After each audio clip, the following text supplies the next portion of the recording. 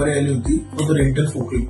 तर त्यांना आम्ही रेंटल फोकलिफ्ट प्रोव्हाइड केली आणि त्यांची जी आम्ही त्यांना सर्व्हिस दिली त्याच्यामध्ये रेंटल फोकलिफ्टमध्ये. तर विदिन 1 मंथ त्यांच्याकडनं आम्हाला एक इन्क्वायरी पासून झाली.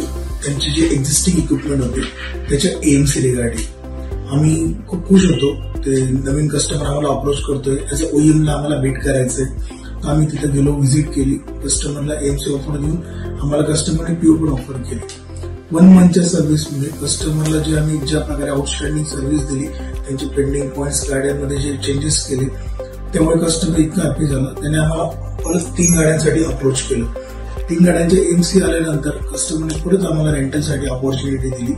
Rental plus AMC forklift. तसं ऍज ऑन डेट आत्ताच्या डेटला आमच्याकडे त्यांच्या 6 इक्विपमेंटचे एएमसी आहेत. 2 इक्विपमेंट आमचे त्यांच्याकडे रेंटलने चालू आहेत. एक ह्यूज बिझनेस कस्टमरने आम्हाला ऑफर केला विदिन 2 to 3 मंथ्समध्ये. त्याचबरोबर नवीन इक्विपमेंटसाठी कस्टमरने जस्ट एक 15 दिवसा अगोदर कस्टमरने आम्हाला पीओ पण रेज केली.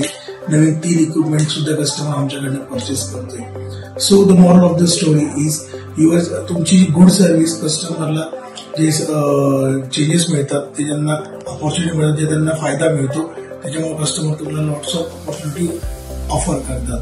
आणि that is the our motto, good service make the difference. हाच मेल सर्व्हिसचा मोटो आहे. तोच घेऊन आम्ही पुढे दिवसेंदिवस अजून सक्सेस होणार आहे. थँक्यू.